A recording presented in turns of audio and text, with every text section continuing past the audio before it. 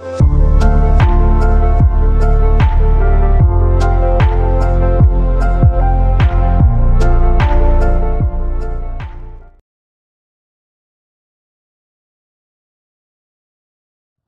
تو ہم بات کر رہے تھے مشرف کے انلائٹمنٹ پروگرام کی.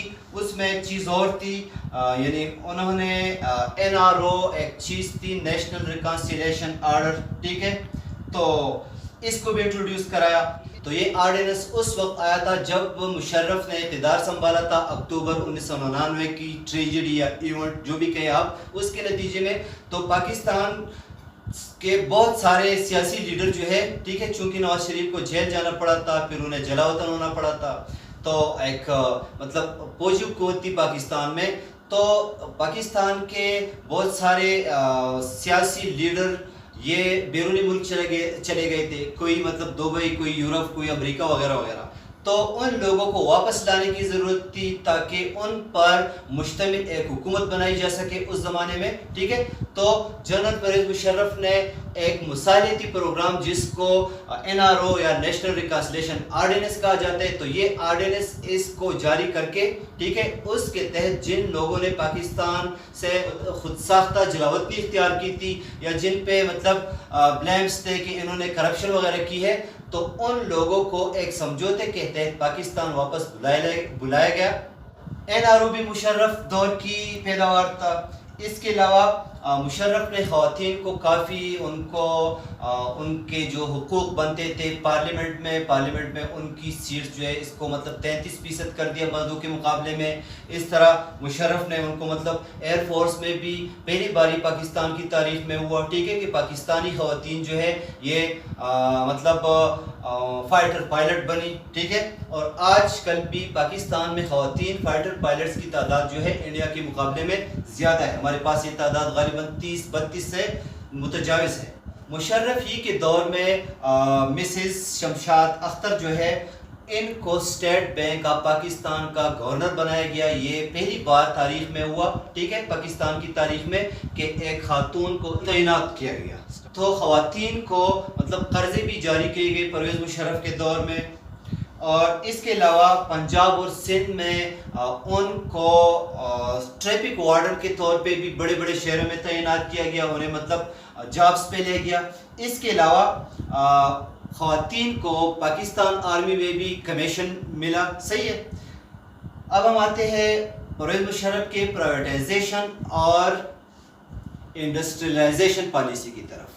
بات کریں گے مشرف دور میں پرائیویٹائزیشن اینڈ انڈسٹریلائزیشن کی، ٹھیک ہے. تو پرائیویٹائزیشن مختلف محکموں میں یہ بے نظیر کے دور میں بھی ہوئی تھی اور نواز شریف کے دور میں بھی، ٹھیک ہے.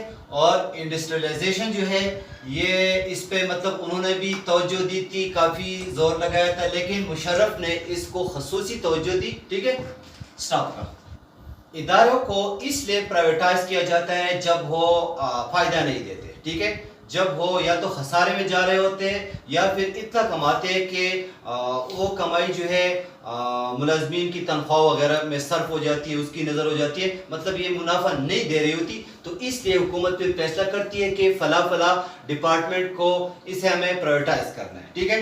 تو پرائیویٹائزیشن کے اس پروگرام میں مختلف جو ادارے تھے بڑے بڑے، ان کے شیئر جو ہے یہ پاکستان سے باہر یعنی بیرونی ملک کمپنیوں کو یا پاکستان کے اندرونی دیگر بڑے بڑے ادارے جو تھے، ٹھیک ہے، تو انہیں مطلب اس بات کی آفر دی گئی کہ یہ ادارے ہمیں نیلام کرنے ہیں، اس کے اتنے شیئرز ہم فروخت کر رہے ہیں، ٹھیک ہے، تاکہ کوئی دوسری کمپنی آ کے اس میں حصہ لے کے ایک نئے سرے سے جدوجہد شروع کر کے، ٹھیک ہے، متعلقہ ادارے کو اس ڈپارٹمنٹ کو جو ہے ترقی کی طرف لے جائے. تو اس وجہ سے پرائیویٹائزیشن جو ہے مشرف دور نے اس کو خصوصی توجہ دی. اور جو ادارے پرائیویٹائز ہوئے اس میں حبیب بینک جو ہے، ٹھیک ہے، حبیب بینک لمیٹڈ، یہ 22 بلین پاکستانی روپے کے تحت فروخت ہوئے اس کے شیئر. اس طرح UPL جو ہے اس کے 13 بلین روپے. اور PTCL جو ہے، PTCL کے شیئرز یہ دبئی کی ایک کمپنی تھی اتصالات، تو یہ اتصالات کو فروخت کیے گئے تھے، غالباً 94 ارب روپے تھے یا اس قسم کی فگر بنتا تھا 100 کے قریب.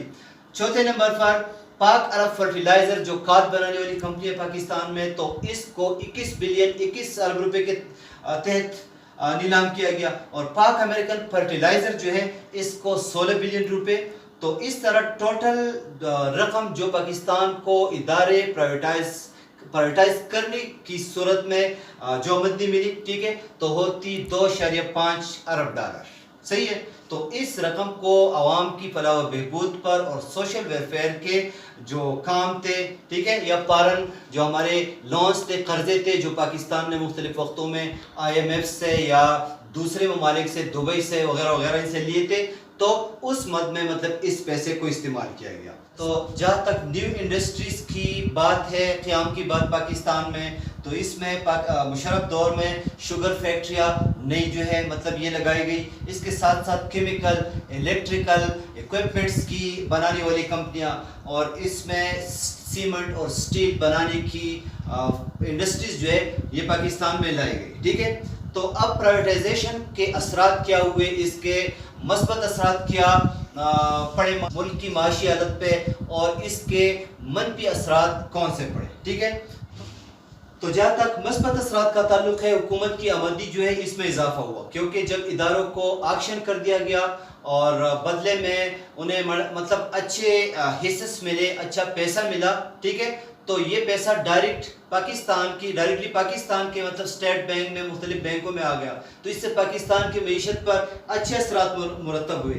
اس طرح دوسرے نمبر پر financial load on the government also decreased. ٹھیک ہے. تو یہ اس طرح کے حکومت کے پاس چونکہ پیسہ نہیں تھا، اس وجہ سے حکومت کو ادائیگیوں کی مد میں بہت سارے پیسے یا تو مطلب قرض لینا پڑتا تھا پیسہ، یا اپنے مطلب ملک کے اندرونی حساب سے جو بھی تھا، بہرحال ادائیگی تو لازمی ہوتی ہے. تو اس طرح حکومت پہ پریشر تھا. تو اداروں کی پرائیویٹائزیشن سے یہ پریشر جو ہے حکومت پر، یہ مطلب اس وقت ختم ہوا. تیسرے نمبر پر انویسٹمنٹ جو ہے پاکستان میں یہ زیادہ ہو گئی، باہر سے لوگ آ کے پاکستان میں پیسہ انویسٹ کرنے لگے. ٹھیک ہے. تو اس سے بھی پاکستان کی مجموعی معیشت پر اچھے اثرات مرتب ہوئے. اور چوتھے نمبر پر کیا ہوا؟ چوتھے نمبر پر یہ ہوا کہ جب ادارے پرائیویٹائز ہوئے تو سامان جو ہے پروڈکٹس، اس کا معیار بھی بڑا، اس کا سٹینڈرڈ بھی اچھا ہو گیا. پانچویں نمبر پر یہ ہوا کہ لیبرز کی جو پاکستان میں تو لیبر ماشاءاللہ بہت زیادہ ہوتے ہیں. ٹھیک ہے. تو لیبرز کی ورک کیپیسٹی جو ہے یہ انکریز ہوئی، یہ بڑھ گئی، کیونکہ زیادہ کمپنیاں، زیادہ انڈسٹریاں ملک میں آنے کا مطلب ہوتا ہے کہ اب زیادہ لیبر چاہیے ہوں گے ان انڈسٹریز کو چلانے کے لیے. ٹھیک ہے. تو اس طرح بالواسطہ یا بلا واسطہ مطلب پیسہ جو ہے ملک کے اندر آ جاتا ہے. تو اس کے منفی اثرات کیا ہوئے؟ اس کے منفی اثرات یہ ہوئے کہ چونکہ اداروں کو پرائیویٹ سیکٹر میں لیا گیا، ٹھیک ہے، تو ان اداروں میں کام کرنے والے ملازمین جو ہے انہیں یا تو استعفیٰ لینا پڑا، یا مطلب وہ پرائیویٹ اداروں کے ملازم بن گئے سرکاری ملازم ہونے کے باوجود. ٹھیک ہے. تو اس طرح مطلب لوگ جو ہے کافی تعداد میں یہ روزگار سے محروم ہو گئے. ٹھیک ہے. اور ملک کی GDP جو ہے یہ بھی ڈیکریز ہوئی، کم ہوئی. اس کے ساتھ ساتھ جو ٹھیک ہے پروڈکٹس مطلب اچھی بن رہی تھی بین الاقوامی معیار کے مطابق ہم کہہ سکتے ہیں، لیکن پھر ایسے پروڈکٹس کا جو ہے اس کی قیمت بھی زیادہ ہوتی ہے. ٹھیک ہے. تو چیزوں کی قیمتیں جو ہے یہ مطلب بڑھ گئی، تیز ہو گئی. اور اس کے ساتھ ساتھ حکومتی اداروں میں کام کرنے والے ملازمین کا حکومت پر سے اعتماد بھی اٹھ گیا یا کم ہو گیا. ٹھیک ہے. اچھا، مشرف دور میں ایک اور پروگرام ہوا جس کو آئیڈیاز 2000 کہا جاتا ہے. ٹھیک ہے.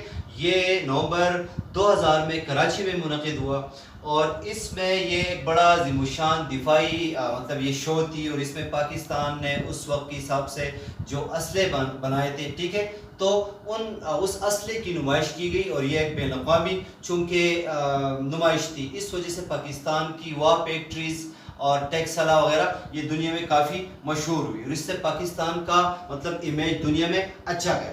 تو چونکہ پاکستان کا امیج اچھا جا رہا تھا دنیا میں، اس وجہ سے بل گیٹس انہوں نے بھی پاکستان میں سرمایہ کاری کا اعلان کیا دسمبر 2003 میں. ٹھیک ہے. مجموعی طور پر بحث کا خلاصہ مطلب یہ ہوا کہ 6.8%، 6.8% کے حساب سے مشرف کے 9 سالہ دور میں پاکستان نے معاشی یا اقتصادی ترقی کی. ٹھیک ہے، مطلب ہم اس کو کہہ سکتے ہیں کہ پاکستان پیچھے آنے کی بجائے مشرف کے دور میں تقریباً 7% تک آگے بڑھا. اکانومک اصلاحات کیا ہوئی مشرف کے دور میں؟ ٹھیک ہے، مختصر سا خلاصہ لیں گے ان کا. تو اس میں مشرف دور میں جنرل سیلز ٹیکس جو ہے، ٹھیک ہے، تو مطلب یہ لاگو کیا گیا. اس کے ساتھ ساتھ کا لیول جو ہے یہ مطلب کم کیا گیا، اور صوبوں کو پروونشل ٹیکسنگ سسٹم یہ بھی مطلب مشرف دور میں صوبوں میں انٹروڈیوس ہوا. اس کے علاوہ جو سوشل ریفارمز تھے، ٹھیک ہے،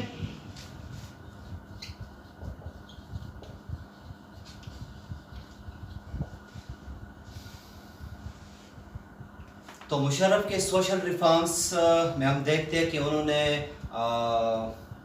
خواتین کے حوالے سے بھی انہیں مختلف ڈپارٹمنٹس میں، مختلف محکموں میں انہیں بھرتی کیا، انہیں اچھے رینکس پہ لیا. ٹھیک ہے، انہیں governor state bank of Pakistan کا گورنر بھی مطلب اپوائنٹ کیا. اس کے ساتھ ساتھ انہیں خواتین کو مطلب آرمی میں بھی انہیں کمیشن پہ لیا گیا، ایئر فورس میں بھی. اس کے ساتھ ساتھ خواتین کے حقوق کے لیے مشرف نے وومنز رائٹس بل کے نام سے، ٹھیک ہے، یہ جس کو اردو میں حقوق نسواں بل کہتے ہیں، تو اس بل کو بھی مشرف نے خواتین کے سپورٹ میں مطلب وہ سامنے لائے.